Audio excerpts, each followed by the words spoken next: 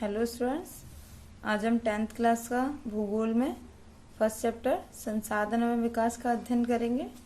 तो चैप्टर का नाम है संसाधन एवं विकास। तो विकास क्या होता है? तो विकास के बारे में हमने इकोनॉमिक्स का आपको एक चैप्टर पढ़ाया था जिसका नाम था विकास।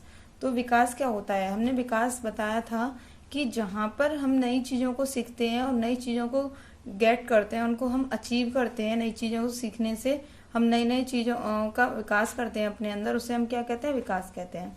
और संसाधन किसे कहते हैं? तो संसाधन की एक डेफिनेशन जो दी हुई है, पर्यावरण में उपलब्ध वे सभी वस्तुएं जिनमें मानवीय आवश्यकताओं की पूर्ति की क्षमता होती है, वो संसाधन कहलाते हैं। कि जिन चीज़ों से, जो पर्यावरण में जितनी भी वस्तुएं उपस्थित हैं और जिनके होने से हमारी आवश्यकताओं की पूर्ति होती है, मनुष्य की आवश्यकताओं की पूर्ति होती है, उसे ही क्या कहते हैं? संसाधन कहते हैं।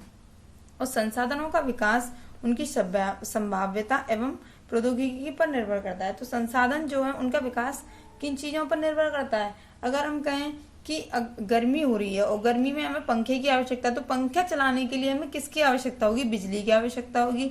लेकिन अगर वहां पर बिजली ही नहीं है तो पंखे का उपयोग नहीं किया जा सकता है, तो इसलिए वहां पर संभाव्यता क्या है? नहीं है। ऐसे ही प्रौद्योगिकी पर निर्भर करता है। अगर हमें अनाज की जरूरत है, गेहूं की जरूरत है, चावल की जरूरत है, तो वहां पर क्या होना चाहिए? प्रौद्योगिकी का होना पहले जरूरी है। अगर खेती नहीं होगी तो वहां पर क्या होगा? आपका अनाज उत्पन्न नहीं होगा, और अनाज उत्पन्न नहीं होगा तो आपकी जरूरतों की पूर्ति नहीं होगी। तो इसीलिए यहाँ पर हम कह सकते हैं कि संसाधनों के विकास के लिए वहां पर संभाव्यता होनी चाहिए और प्रौद्योगिकी दोनों ही होनी चाहिए, जो कि वो दोनों पर ही निर्भर करते हैं।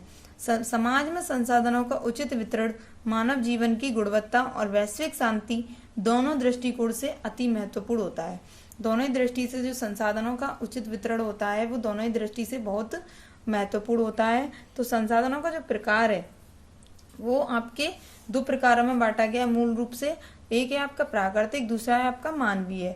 तो प्राकृतिक में कौन कौन से आ जाते हैं? नेचुरल में आपके मृदा और आपका जल हो गया, वायु हो गई, और चट्टानें हो गई, और पेड़ पौधे हो गए। ये सारी चीजें किस में आ जाती हैं? नेचुरल में आ जाती हैं।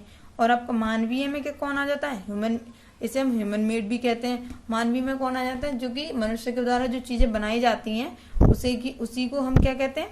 मानवीय संसाधन कहते हैं। तो ये आपके दो आधारों पर बांटे गए हैं, और इन्हीं आधारों पे आपको एक चार्ट दिखाती हूँ मैं। ये जो चार्ट दिया गया है पूरा, इस चार्ट में प्राकृतिक और मानवीय दोनों ही आधारों पर बताया गया, लेकिन प्राकृतिक आधार पर अलग अलग आपके भागों में बांटा गया और मानवीय आधार पर अलग अलग भागों में बांटा गया है। तो प्राकृतिक में आपका एक है नवीकरणीय और अनवीकरणीय।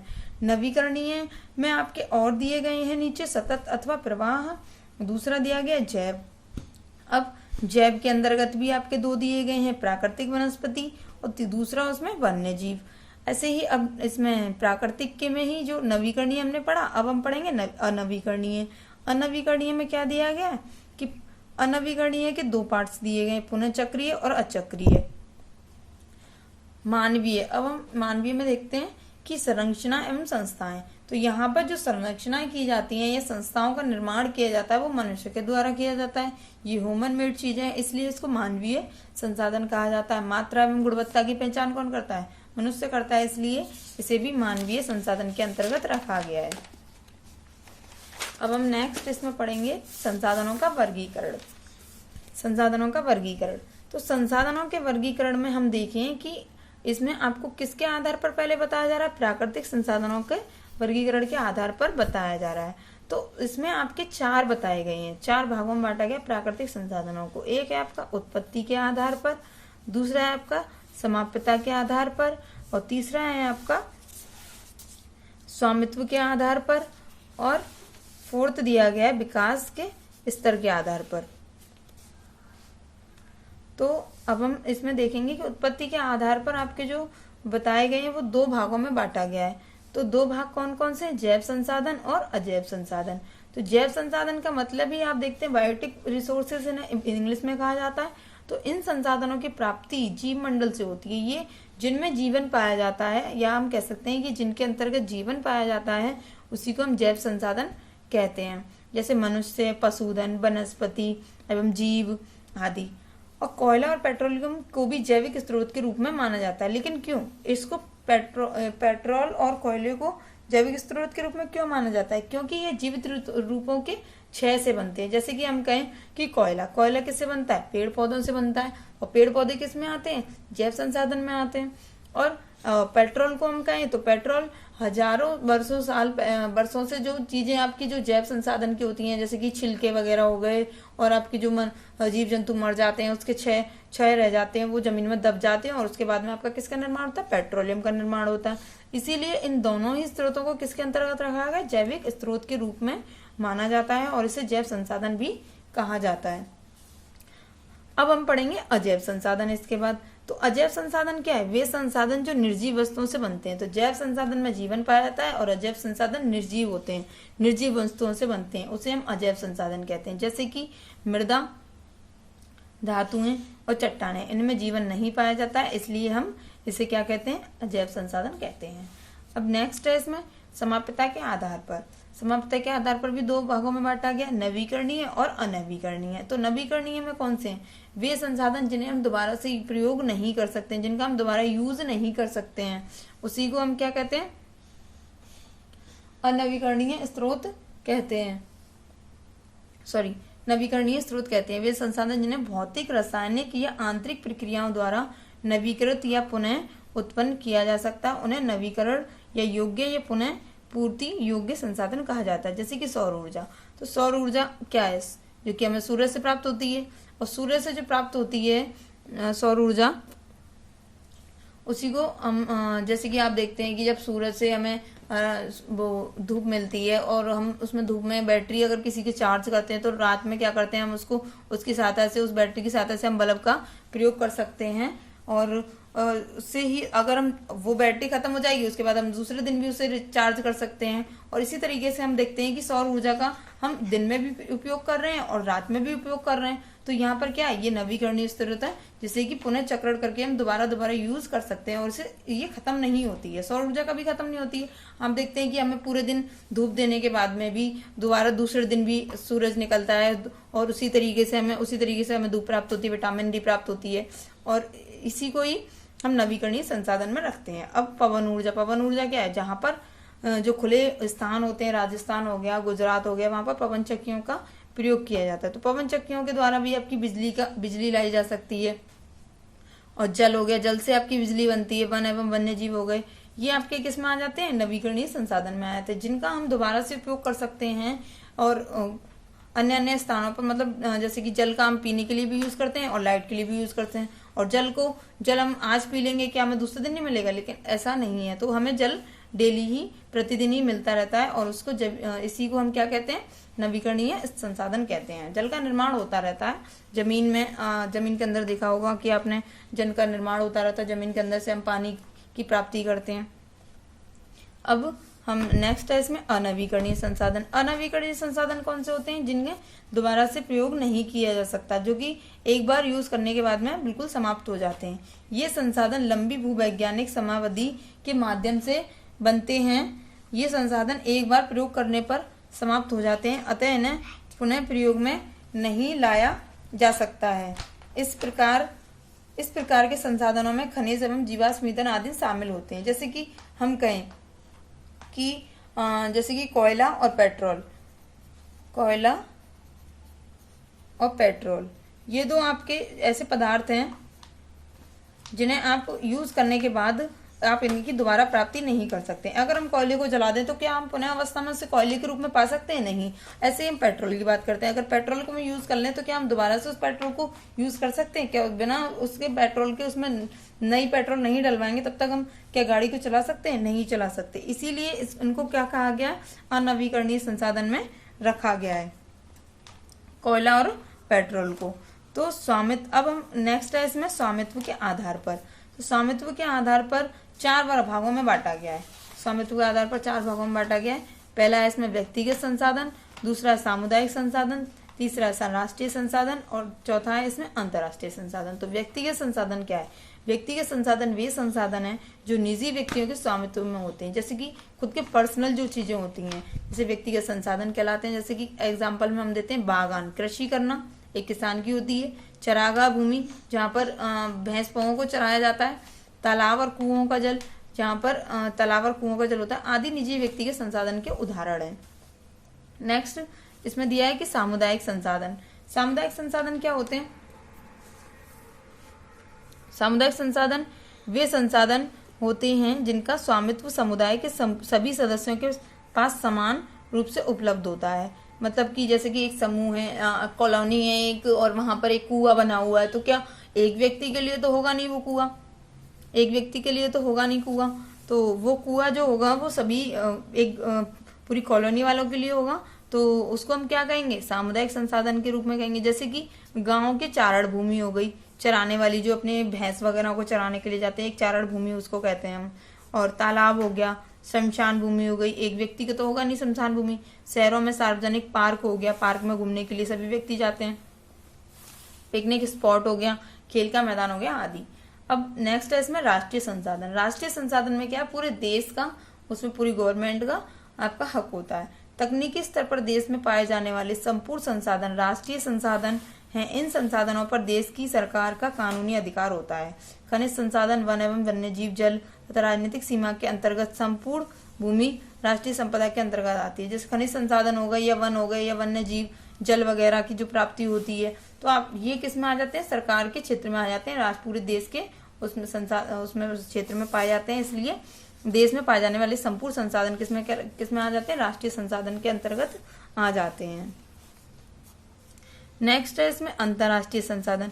अंतर्राष्ट्रीय संसाधन वे होते हैं इन संसाधन जो हमारा मैप आपने देखा होगा, इंडिया का जो मैप दिया हुआ है, मान लीजिए ये मैप का जो ये नीचे के जो पार्ट है जी दक्षिण साइड में, तो ये जो आपकी जो तटीय रेखा है, इधर आपका समुद्र है, हिंद महासागर है, और जो आपका ये दिया गया है, तो इसके 200 सेंटीमीटर दूरी, ये 200 तक ये अपने भारत देश का अधिकार होता है। और उसके बाद में अंतर्राष्ट्रीय, इसके बाद जब 200 किलोमीटर की दूरी के पार जब चले जाते हैं, निकल जाते हैं अपने, ये तो हमारा भारत का तट हो गया। और यहाँ से जब 200 किलोमीटर की दूरी तक जब व्यक्ति कोई चला जाता है, या कोई भी हम किसी भी चीज का बाहर जब निकल जाते हैं, तो यहाँ से अंतर्राष्ट्रीय सीमा शुरू हो जाती है। यहाँ से अंतर्राष्ट्रीय सीमाएं शुरू हो जाती हैं, और इस पर किसका अधिकार होता है? अंतर्राष्ट्रीय देशों का अधिकार होता है। उसी को हम क्या कहते हैं? अंतर्राष्ट्रीय संसाधन। जब यहाँ से बाहर की जो भी चीजें, खनिज पदार्थ होंगी या कुछ भी चीजें वहां पर जो भी पाई जा रही है वस्तु, वो किसके अंतर्गत आएगी? अंतर्राष्ट्रीय देशों के अंतर्गत आएगी। अंतर्राष्ट्रीय उनको संसाधन कहा जाएगा।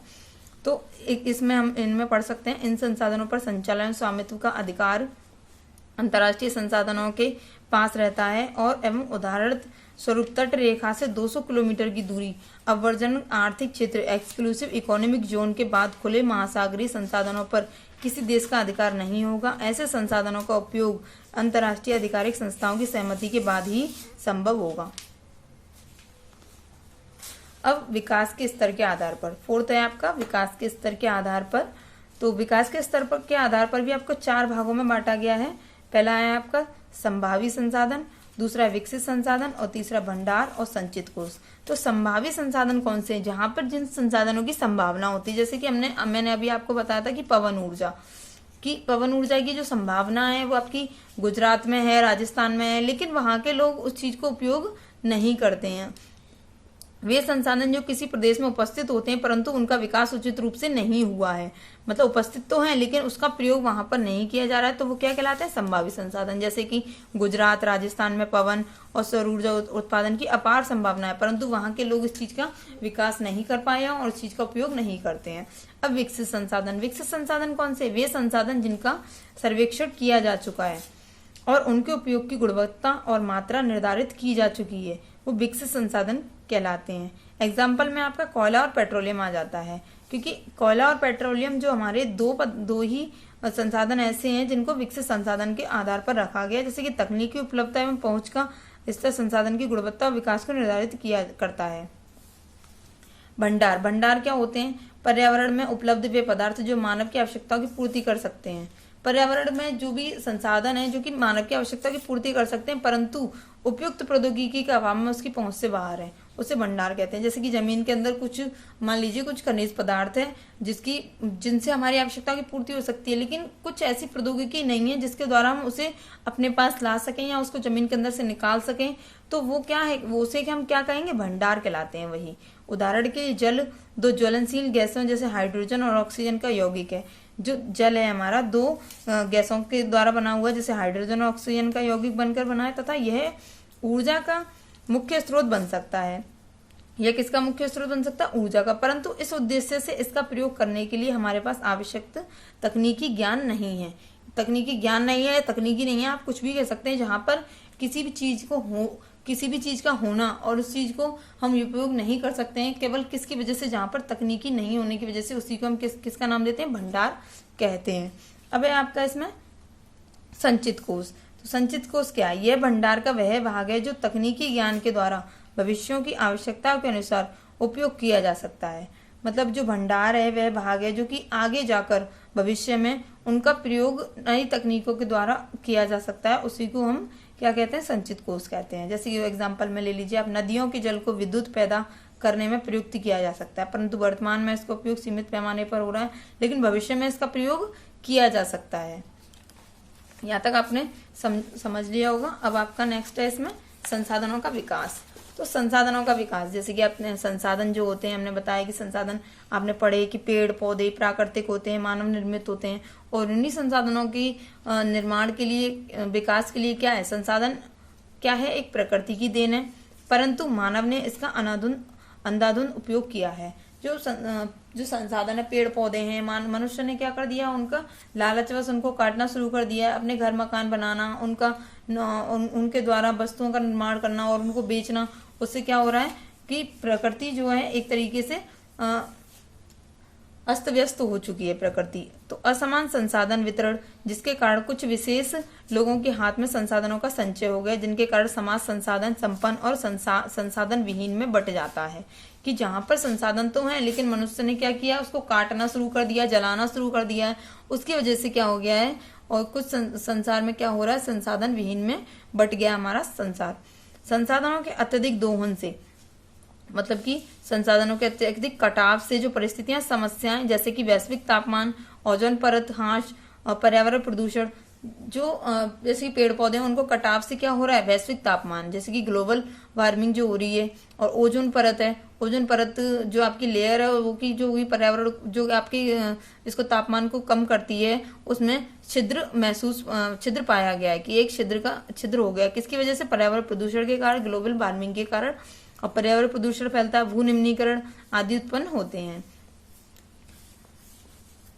अब सतत पोषणीय विकास। तो सतत पोषणीय विकास में क्या बताया गया है कि सतत पोषणीय विकास आर्थिक विकास से अभिप्राय ऐसे विकास से है जिसमें पर्यावरण को क्षति न पहुंचे। जहां पर सतत पोषणीय विकास में केवल यही योजनाओं का प्रयोग किया गया है कि जिससे हम अपने पर्यावरण को बचा सकें और हमारी आवश्यकता और संसाधनों को बचाकर हम अपनी आवश्यकताओं की पूर्ति कर सकें और हम अपने भविष्य में आने वाली जो पीढ़ियां हैं उनको भी लाभ पहुंचा सकें। तो सतत पोषणीय विकास की सर्वप्रथम अवधारणा जो दी गई थी जून में 1992 में ब्राजील के एक शहर में दी गई थी जिसका नाम था रियो डी जेनेरियो में, जहां पर संयुक्त राष्ट्र पर्यावरण और विकास सम्मेलन किया गया था। कहां पर, ब्राजील के शहर में रियो डी जेनेरियो में एक संयुक्त राष्ट्र पर्यावरण और विकास सम्मेलन किया गया था। किसके लिए, सतत पोषणीय विकास, जहां पे पर्यावरण को बचाया जा सके, उसके लिए एक सम्मेलन किया गया था। इस सम्मेलन में क्या किया गया था कि भूमंडलीय वन सिद्धांतों पर सहमति प्रदान की गई और 21वीं शताब्दी में सतत पोषणीय विकास के लक्ष्य के लिए एजेंडा 21 की स्वीकृति प्रदान की गई। एजेंडा 21 क्या है, एजेंडा 21 में बहुत ज्यादा से ज्यादा वनों को लगाया जाना चाहिए। एजेंडा 21 का जो मुख्य उद्देश्य है, विश्व सहयोग के द्वारा गरीबी, भूख, बीमारी और असाक्षरता और पर्यावरण की क्षति को कम करता है। इसका उद्देश्य क्या है कि गरीबी को कम किया जाए, भूख को कम किया जाए, जो बीमारियां फैली हुई हैं उसको खत्म किया जाए, और असाक्षरता मतलब कि जो बिना पढ़े लिखे लोग हैं उनको साक्षर किया जाए, उनको पढ़ने के लिए अवसर प्रदान किए जाएं और उनके लिए विद्यालयों की व्यवस्था की जाए और पर्यावरण की क्षति को कम किया जा सके। इसके एजेंडा 21 का यही उद्देश्य रहा था। तो भारत में अब हम नेक्स्ट है इसमें भारत में संसाधन नियोजन की आवश्यकता। नियोजन क्या होते हैं कि किसी भी तरीके से प्लानिंग करके हम किसी भी चीज का वो करते हैं, प्रयोग करते हैं, तो उसी को हम नियोजन कहते हैं। तो संसाधन नियोजन से आशय उपलब्ध संसाधनों की पहचान है कि जहां पर उचित जैसे कि आइडेंटिफिकेशन और मात्रा क्वांटिफिकेशन के साथ साथ उनके उचित विकास से है। संसाधन विकास योजना राष्ट्रीय विकास लक्ष्यों के अनुरूप होनी चाहिए। जो संसाधन विकास योजना जो बनाई जा रही है, जैसे कि मैंने आपको बताया नियोजन का मतलब ही होता है प्लानिंग करना, तो यहाँ पर संसाधन विकास योजना आ गया। तो राष्ट्रीय विकास लक्ष्यों के अनुरूप होनी चाहिए।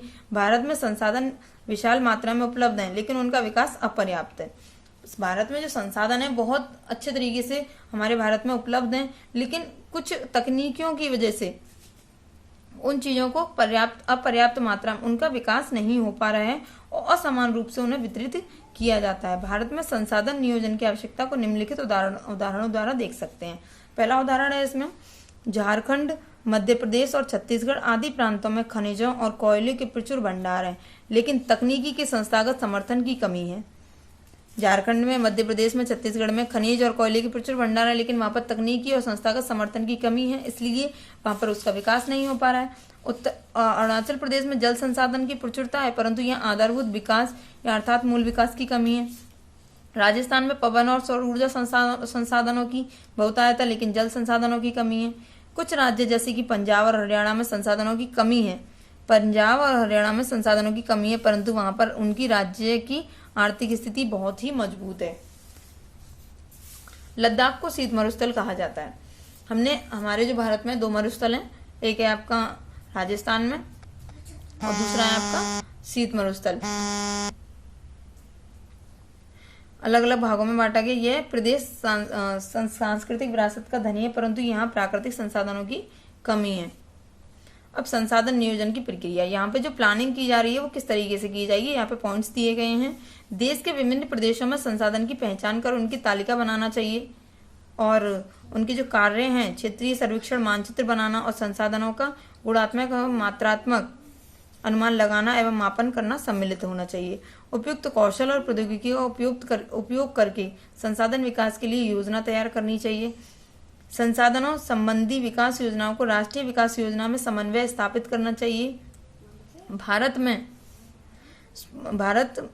स्वतंत्रता के पश्चात संसाधन नियोजन के उद्देश्य की पूर्ति के लिए पंचवर्षीय योजना शुरू की गई, जहां पर जो नियोजन के लिए क्या किया गया कि पंचवर्षीय योजना शुरू की गई और पंचवर्षीय योजनाओं के तहत क्या किया गया कि पर्यावरण को कैसे बचाया जाए, संसाधनों का कैसे विकास किया जाए, इन चीजों को रखा गया। संसाधनों की उपलब्धता अकेले शुरू नहीं हो सकती, इसलिए विकास की उचित प्रक्रिया, आवश्यक तकनीक और संस्थागत ढांचे की आवश्यकता होती है। अब संसाधन और उपनिवेश। संसाधन तो आप सभी समझते हैं। उपनिवेश क्या होते हैं कि संसाधन और संपन्न प्रदेश जो विदेशी आक्रमणकारी होते हैं वो आके रहने लगते हैं और उनको क्या करते हैं, उपनिवेशकारी क्या करते हैं, देशों ने बेहतर प्रौद्योगिकी के माध्यम से उपनिवेशों के संसाधनों का शोषण किया है। जो उपनिवेशी थे उन्होंने क्या किया, संसाधनों का शोषण किया। वो अन्य देशों से आए, हमारे भारत में व्यापार करने लगे और उन्होंने हमारे संसाधनों का क्या शोषण किया उन्होंने और उन पर अपना आधिपत्य